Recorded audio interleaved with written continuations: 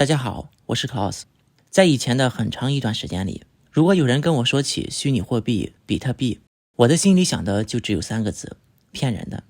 我第一次听说虚拟货币是在2015年，当时有一个朋友说他的朋友炒比特币亏了很多钱，当时的比特币是200-300美金一枚。之后的再一次和虚拟货币相遇是在2017年，我在读金融硕士的时候，加密货币既不是必修课，也不是选修课，而只是从新加坡请来的老师讲了2节的公开课。即便当时的老师推荐我们可以买一些，我还是没有碰。当时的比特币是4000美金一枚。再后来和比特币接触就是在去年6月份，比特币一度逼近7万美金一枚，我被前房东赶了出来重新找房子住，原因是他在疫情后投资虚拟货币大赚，他们要卖房子换到海边的别墅，而我在某财经大 V 的多次警告之下投资了黄金。疫情后的这2年，虚拟货币整体市值增长了5倍，好多币甚至增长了几百上千倍。然而黄金这2年一直在每盎司1800美元上下，都没跑赢通膨。我6月份搬到了新家，调整心态，下定决心一定要彻底弄明白虚拟货币到底是怎么一回事。经过了这半年的时间，今天终于有了本期节目。正式开始之前，先讲一个故事。1929年，石油大亨洛克菲勒在路边擦皮鞋的时候，给他擦皮鞋的小孩告诉他，我给你推荐一只股票吧，这让他大吃一惊。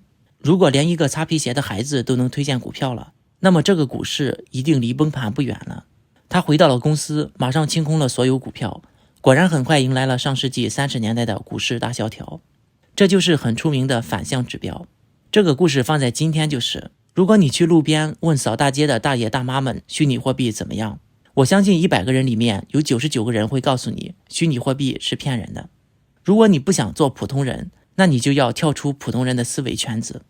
这个故事引出来一个普通人关于虚拟货币的最大误区，那就是很多人认为虚拟货币就等于虚拟经济，背后没有东西支撑，没有实际应用价值，只是单纯的炒作。虚拟货币最大的特色就是去中心化。那么什么是中心化呢？我们经常听说要以谁谁谁为中心，紧紧团结在以某某某为领导的党中央，这就是中心化。中心化在政治上的体现就是专制和独裁，在经济上的体现就是国企和巨头的行业垄断，而虚拟货币做的事情就是去中心化，那么自然会受到来自专制政府和行业巨头的打击。在中国，挖矿和买卖虚拟货币都属违法，而在美国和加拿大，大部分的银行都不支持购买虚拟货币。就连 YouTube 也是在最近2年才撤销了管制，之前做虚拟货币的视频是没有广告收入的。虚拟货币虽然波动很大，但是整体市值一直在增加，也就是说，在理论上讲，一定是赚钱的人多过赔钱的。但是我们普通人大部分听到来自媒体的消息，都说虚拟货币不安全，风险高，谁谁谁被骗了多少钱，谁谁谁赔了多少钱。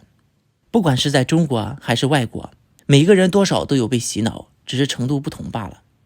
那么虚拟货币去中心化是怎么样做到的呢？如果我通过银行转账100块给你，银行从我的账户上拿掉100块，给你的账户上加上100块，银行在中间进行这些操作，如果出了什么差错或者不给你钱，你也没有办法。而虚拟货币的结算系统是开放的，并不需要一个中央的体系。简单来说，如果我转给你100块，每个人都能看见，我要是想反悔，就要抹掉所有人的记忆才行。这个公开的网络，我们每个人普通的电脑也可以加入，为虚拟货币记账来获得报酬，这样我们就成为了矿工。电脑把这些账单打包成块，按照时间顺序放在公开的链上，这也就是区块链。虚拟货币也是一种货币，能去中心化，安全性高，保护隐私，结算速度快，手续费低。作为货币的本身是一种技术的革新，是一种科技的进步。一种新科技必定会带来负面的应用，但是新事物取代旧事物也必定不可阻挡。比特币是第一个开创区块链技术做到去中心化的虚拟货币，被称为数字黄金。正如某大 V 所言，黄金在过去的几千年里都是避险资产，乱世买黄金亘古不变。但是人类在近100年的科技发明和进步，远远超过了过去几千年的总和。近100年的人类寿命翻了几倍，而在这之前的几千年几乎都没有发生变化。黄金在过去的几千年里都是避险资产，那是因为在过去的几千年里，人类一直都没有发明出来跟黄金一样稀有、不容易被复制，且又可以长时间储藏的东西。而现在有了数字货币，不仅有以上的功能，还更适合避险。如果真到了乱世，黄金笨重，不容易携带，放哪里都不安全，放在身上更会导致人身不安全。而数字钱包可以放在网络钱包，也可以放在硬盘里，没有人知道是你持有的。数字货币也不存在所谓的主人，只要你自己记住密钥即可。比特币被称为数字黄金，可不是没有理由的。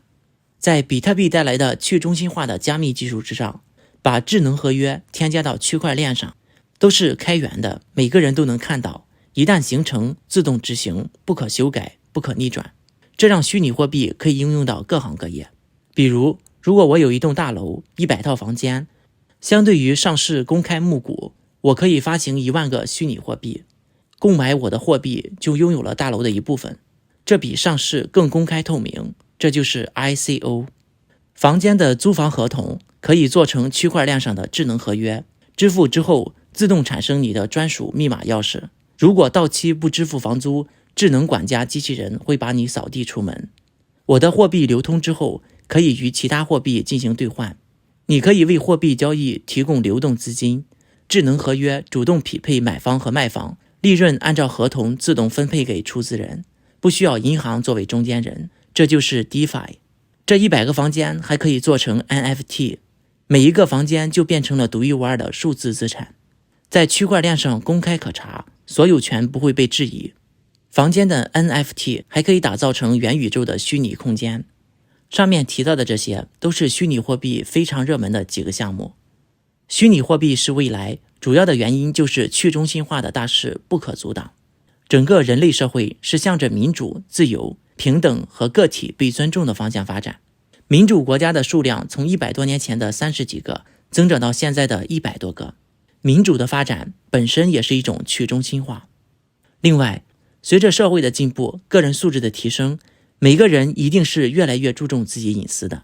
就像我小时候生活的农村，7、8岁的孩子光着屁股在大街上跑没有什么，但是现在就见不到了。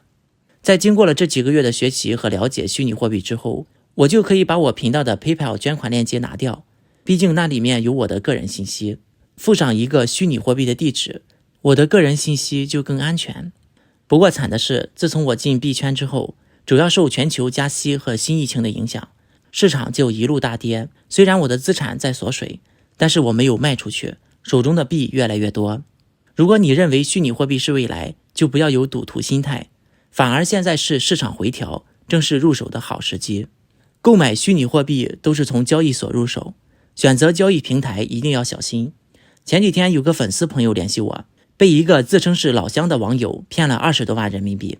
他自称是投资高手，带你赚钱，邀请你到某平台上买币，赚到钱之后你会越投越多。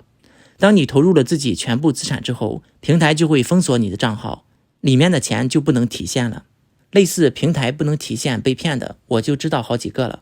我有一个朋友，他在网上认识了一个男朋友，现实中也交往了，带他投资买币，最后平台20多万美金不能提现。选择靠谱的交易平台最实用的方法就是看排名，选择排名靠前且日交易量最好在10亿美金以上的。如果有人邀请你加入不知名的交易平台，一定要做好调查。